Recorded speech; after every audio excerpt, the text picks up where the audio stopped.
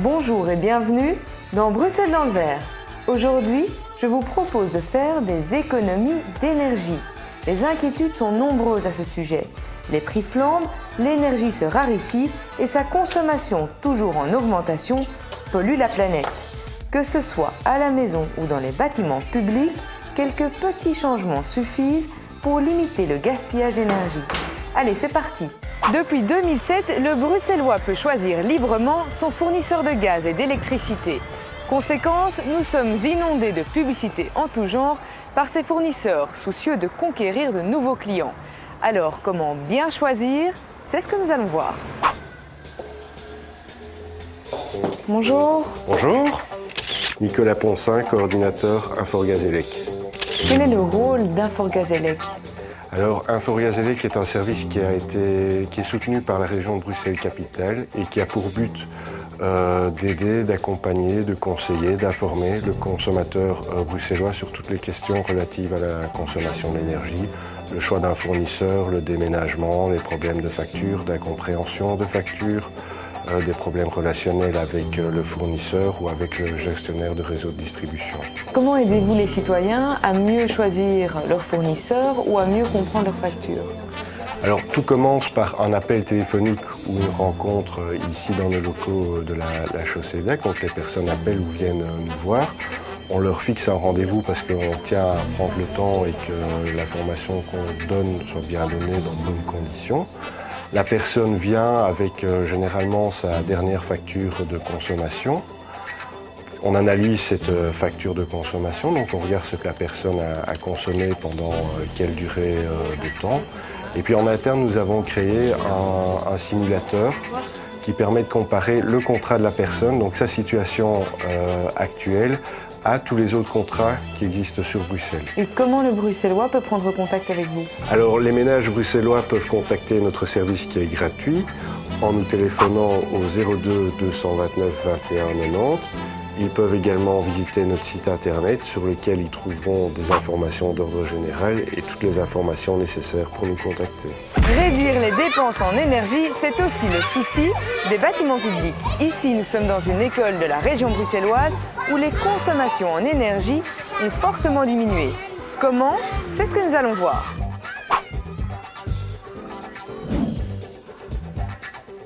Bonjour.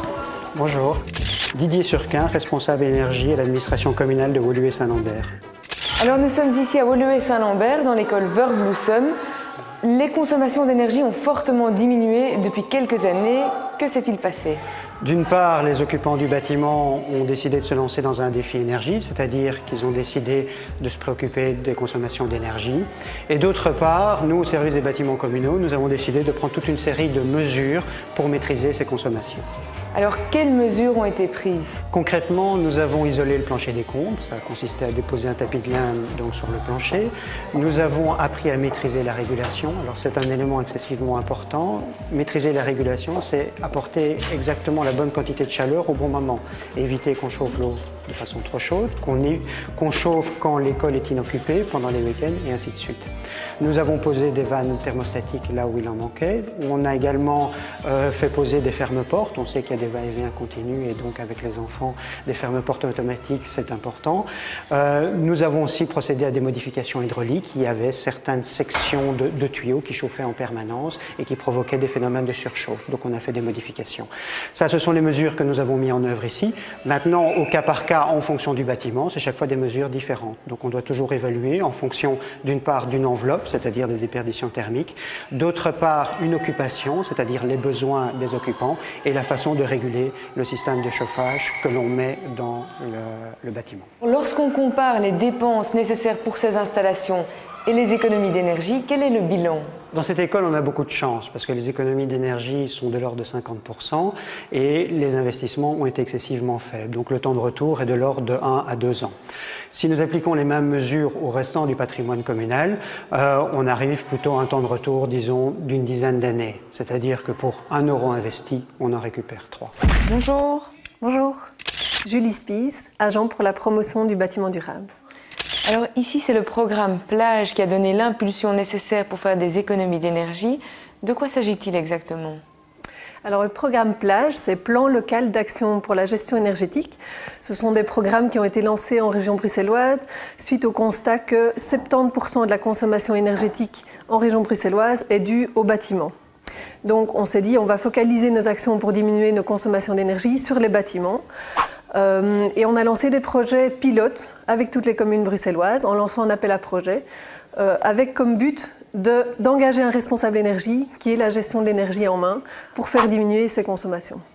On a offert alors aux communes un soutien à la fois financier pour payer le salaire du responsable énergie et également méthodologique avec un expert qui les rencontre tous les mois pour les conseiller, les guider, etc. Cela fait 5 ans que le programme existe. Quels sont les résultats aujourd'hui ?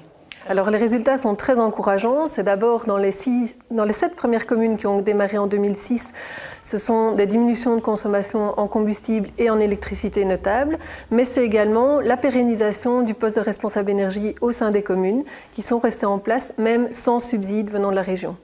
Alors, d'autres résultats, c'est évidemment le lancement d'un deuxième appel à projet qui a permis de sélectionner 8 autres communes et celles-là bénéficient déjà de l'expérience des premières. C'est grâce à ça qu'on enregistre des consommations de combustible et d'électricité encore plus encourageantes. Et comment une commune doit s'y prendre pour participer au programme ? Sur les 19 communes bruxelloises, il y en a 15 qui participent déjà.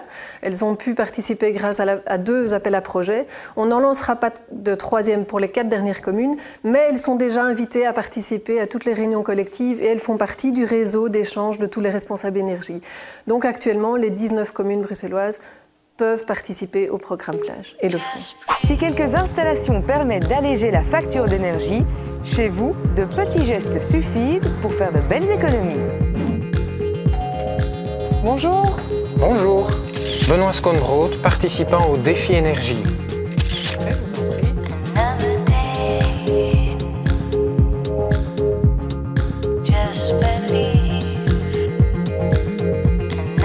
Nous sommes ici dans une grande maison, les plafonds sont très hauts. Ça doit coûter assez cher de chauffer cet espace. Oui, jusqu'il y a 2 ans, dans mes factures gaz, électricité, j'étais quasiment à 300 € par mois. Maintenant, je suis à 200 et l'objectif c'est 150, peut-être même encore moins. Et qu'est-ce qui vous a permis de faire ces économies d'énergie ?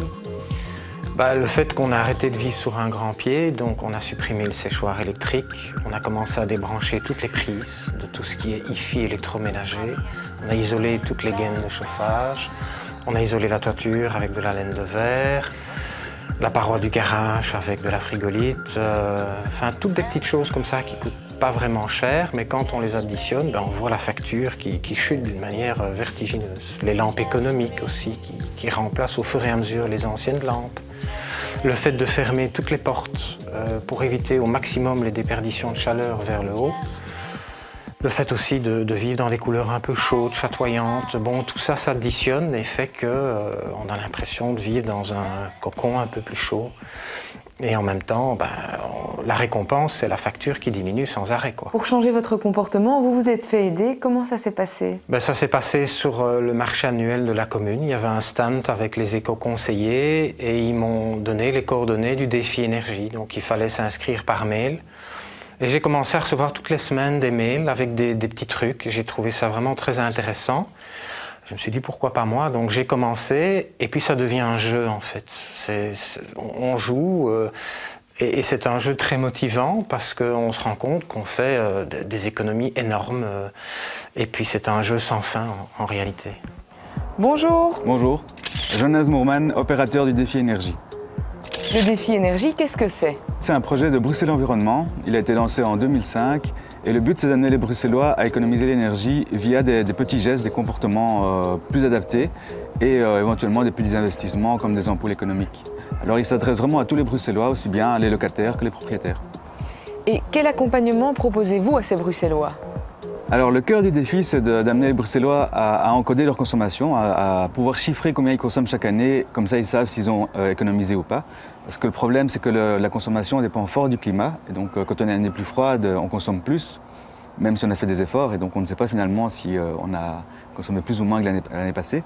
Et donc on a un calculateur qui permet de tenir compte du climat et de dire aux personnes vraiment si elles ont économisé ou non.